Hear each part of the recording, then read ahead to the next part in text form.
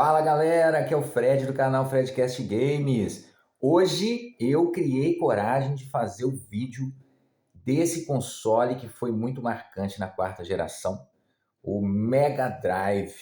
E eu vou falar muito, tá? Pode preparar o ouvido, porque hoje é dia de falar muito. Tem muita história para contar. Antes, eu vou falar pela primeira vez para vocês se inscreverem no canal, deixarem o like para ajudar a fazer o canal crescer. Eu falo isso sempre no final, eu acho que quase ninguém consegue ver. Então vamos lá. Roda a vinheta. Mentira que eu não tenho vinheta, então vamos continuar.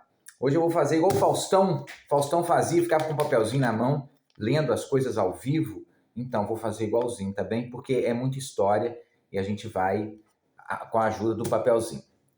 Vamos lá, o Mega Drive, ele foi lançado em 1988 no Japão e depois foi lançado. Antigamente não existia esse lançamento simultâneo de consoles. Eles eram lançados em épocas diferentes, assim, com a diferença até de um ano, de uma região para outra do planeta. Então, essa época, 1988, o que se tinha de consoles? Na verdade, o Mega Drive foi o primeiro console da quarta geração a ser lançado, porque ele competiu, então, contra o Nintendo 8 bits, que era da terceira geração. Então, ele entrou com a quarta geração. A Sega tinha o Master System para competir contra o Nintendinho, e essa quarta geração tiveram vários competidores com consoles, mas os dois principais foram Super Nintendo, que foi lançado em 90, 91, tem até que pesquisar, e o Mega Drive, tá bem? Aí teve outros dois que, digamos que ficaram ali na segunda divisão, que seria o Neo Geo, tá? Neo Geo era um console muito caro, ainda vou falar dele aqui no canal. Ele chegou a vender 2 milhões de cópias, mais ou menos, de cópias de aparelhos, né? E o PC Engine, que na verdade também se chamava, vamos lá, TurboGrafx 16. Então, esse TurboGrafx, ele vendeu no Japão, que é a região da Sega, o TurboGrafx ficou na frente. Ele ficou, então, o Mega Drive lá ficou em terceiro lugar, tá bem? Mas no resto das regiões, nas Américas do Sul e do Norte e Europa, até que ele vendeu muito bem. Não ficou, a maioria dos lugares, em segundo, o Mega Drive. O PC Engine, que seria o TurboGrafx, vendeu um total de 10 milhões na geração, e o Mega Drive 30 milhões e o Super Nintendo 49 milhões, tá bem? Explicado números, que eu gosto de números. Então vamos lá. O que mais que eu tenho para falar? Sobre geração. Vamos explicar um pouquinho sobre geração, para quem não sabe. Gente, primeira geração é considerada aquela geração inicial que eram os jogos estilo Pong. O Pong é aquele negocinho que ia para lá e para cá e você só controlava as arestas laterais aqui e a bolinha meio que ia. Na verdade era um quadradinho, né? E você... Então saíram vários videogames que rodavam só isso na época.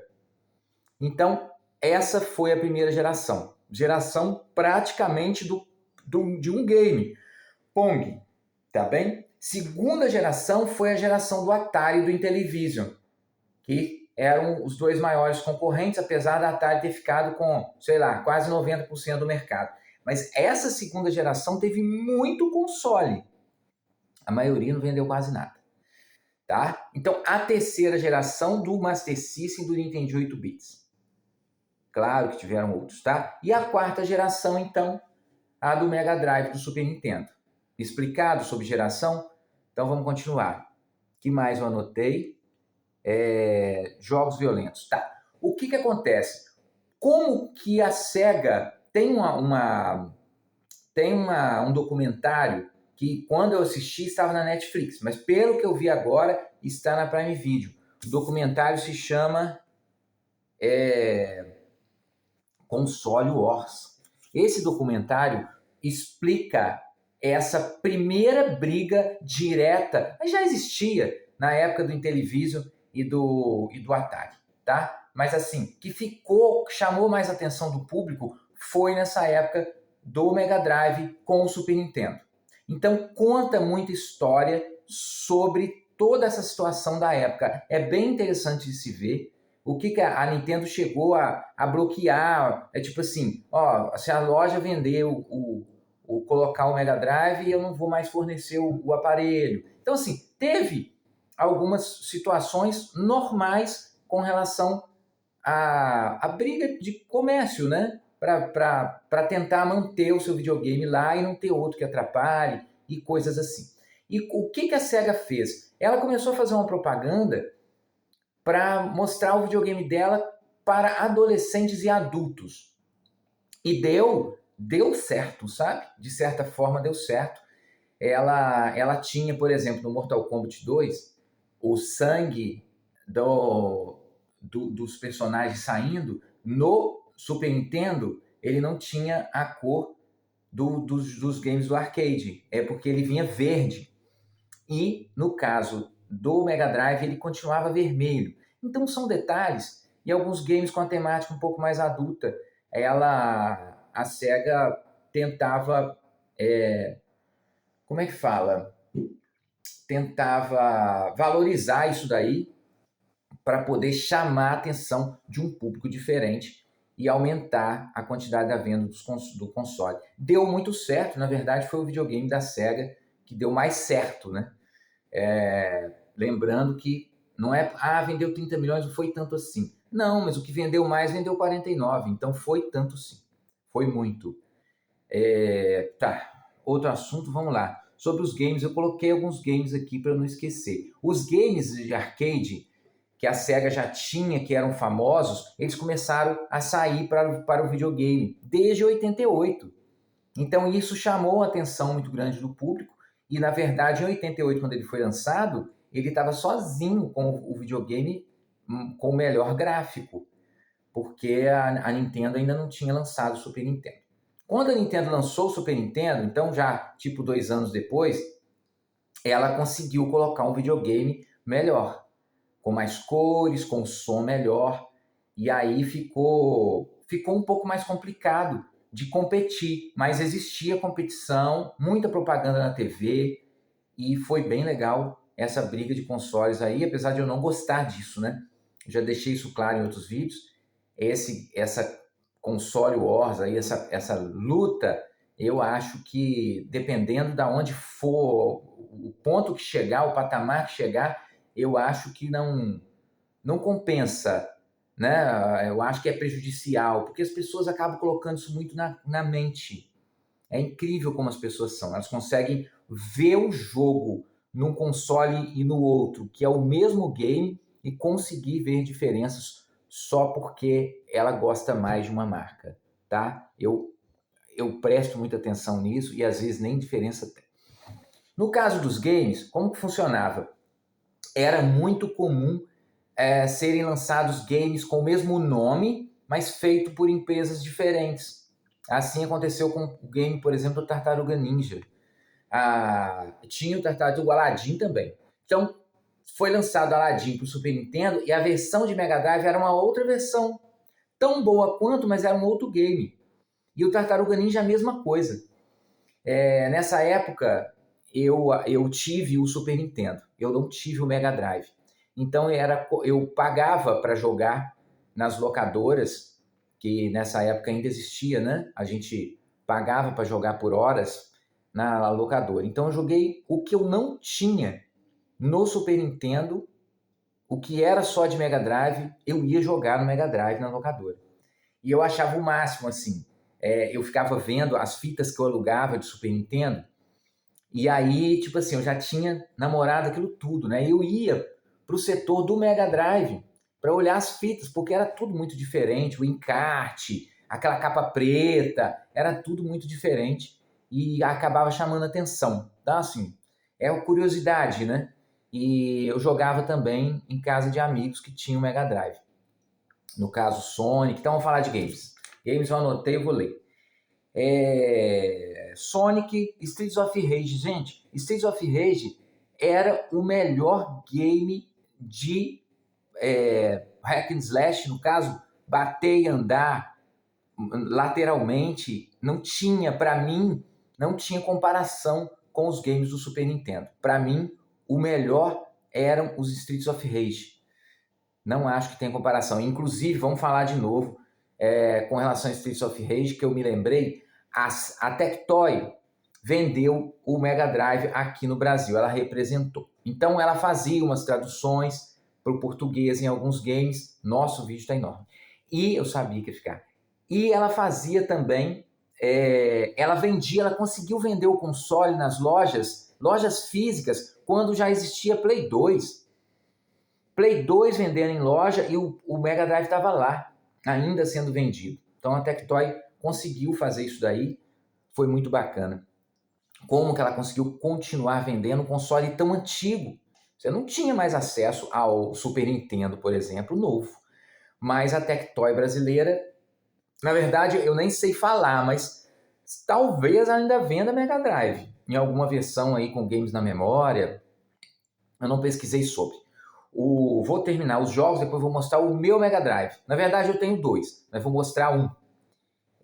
Porque são idênticos, então faz diferença. Streets of Rage, Shinobi, Golden Axe, Comic Zone. Esse Comic Zone, muito bacana. Ele funciona como um jogo, como se estivesse lendo um quadrinho, uma revista em quadrinhos. Então você joga as partes dos quadrinhos e sai da página e cai em outra página. Para quem não conhece, vale muito a pena jogar, até em emulador, muito legal, tá? Ayrton Senna, então. Adoro jogos de corrida. Já falei isso aqui no canal. Esse game Ayrton Senna, ele veio para competir contra o game do Nigel Mansell, que foi lançado para o Super Nintendo. Eu, particularmente, prefiro o game do Nigel Mansell, tá bem? Não que eu prefira o Nigel Mansell ao Ayrton Senna, mas o game do Super Nintendo, para mim, é superior ao game de Fórmula 1 do Mega Drive. Mas muito legal. Fizeram juntos aí. Teve um game que eu até esqueci, o game Moonwalker, que foi lançado só pro Mega Drive, não saiu para o Super Nintendo. Vamos lá, mais o que aqui? Rock'n'Roll Racing. Então, alguns games eram lançados meio que idênticos. Então, Rock'n'Roll Racing é outro jogo que eu sou apaixonado. Então, são versões diferentes, mais parecidas, tá? No caso da versão do Mega Drive, a qualidade do som é pior, mas eles colocaram músicas novas. Uma ou duas, se eu não me engano.